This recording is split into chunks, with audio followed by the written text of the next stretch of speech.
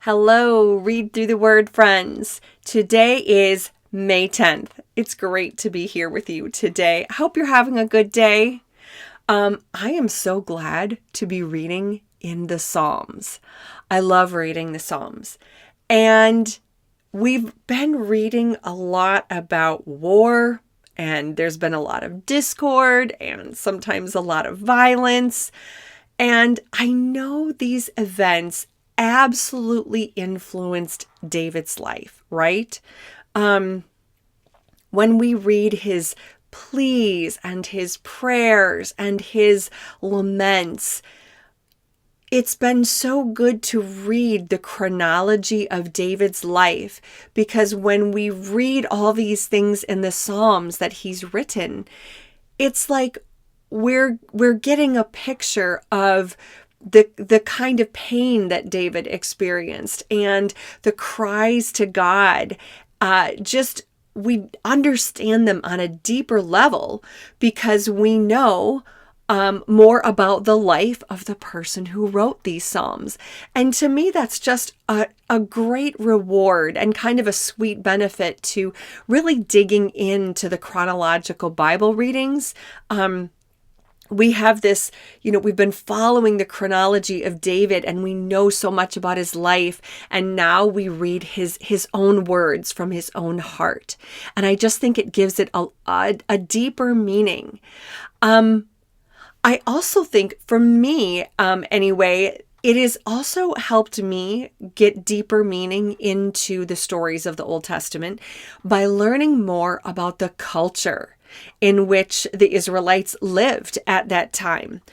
There are aspects of the ancient Near Eastern culture that give not just better context, but actually a different context than we might see on the surface through kind of our, modern Western perspective. And the people in the Old Testament did not live in a cultural vacuum, okay? They were very much integrated in with the culture around them during that time, deeply entrenched, in fact, probably in some of the culture of the other nations. And sometimes we know that this was not a good thing, right? Because the Israelites would absorb and adopt some of the cultural practices around them that were not good.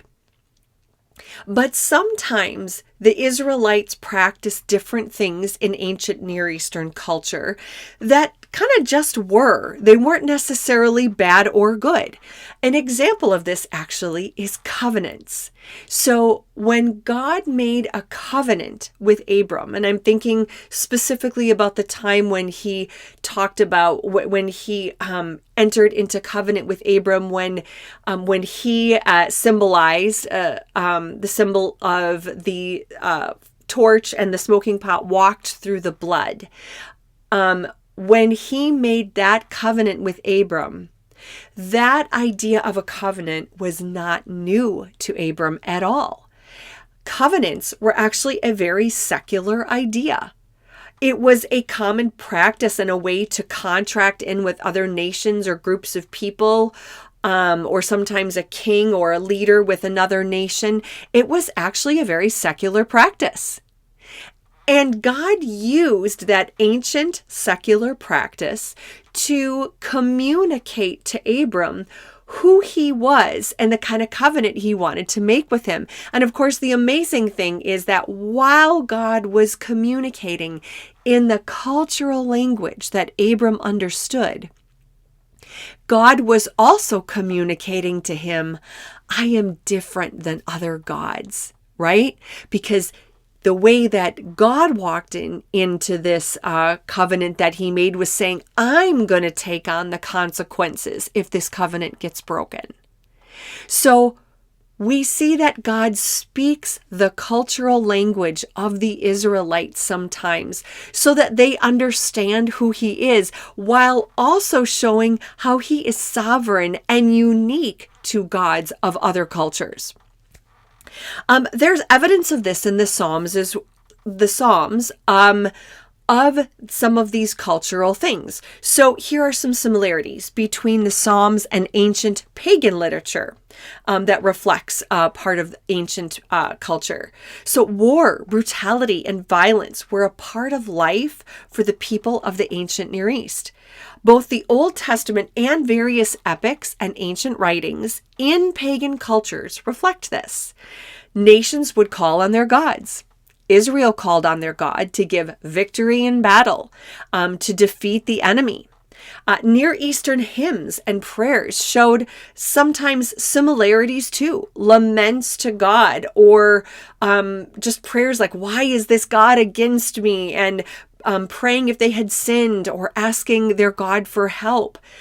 For example, an ancient Akkadian prayer to the Babylonian god Marduk expressed at one time the writer had transgressed against his God, and he prayed to his God to absolve his guilt. So in both pagan and Old Testament writings, we see examples too of imprecations, when the writer is asking God to come down and destroy their enemies. So these ideas of imprecations, of imploring God for forgiveness, for victory in battle, for vengeance on their enemies, is not at all unique to Israel.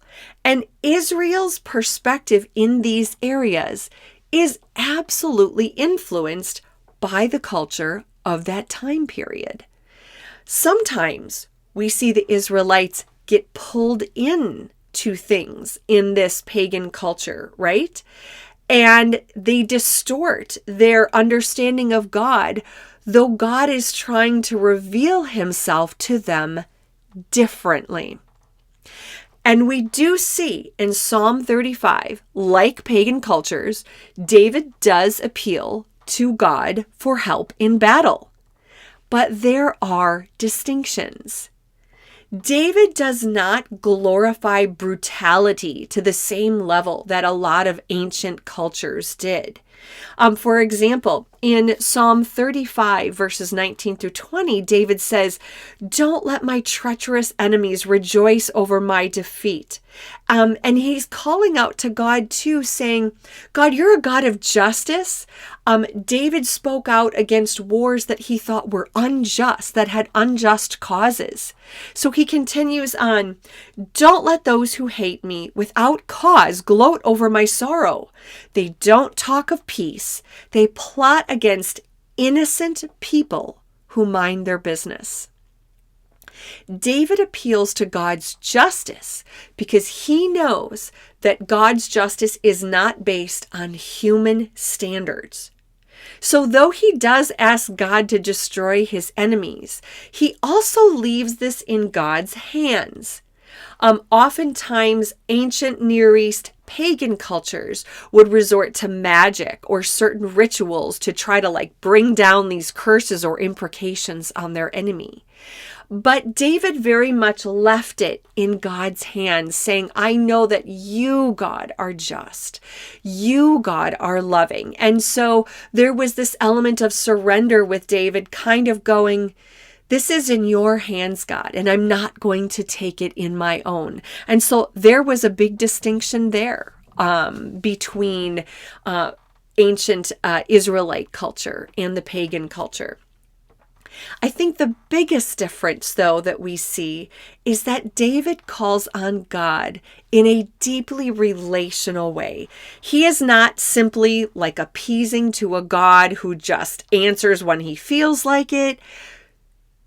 David talks to God, and God speaks to David as a loving father. The very creator of all the stars in the heavens continues to reveal himself to the Israelites as a God who wants to walk with them.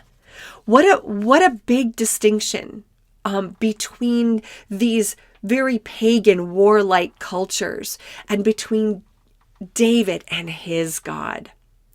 And that God created every human being in his image. So that's the God that David is praying to. And that's the relationship we see David and a God who created people with value and worth and created people to love and to be loved.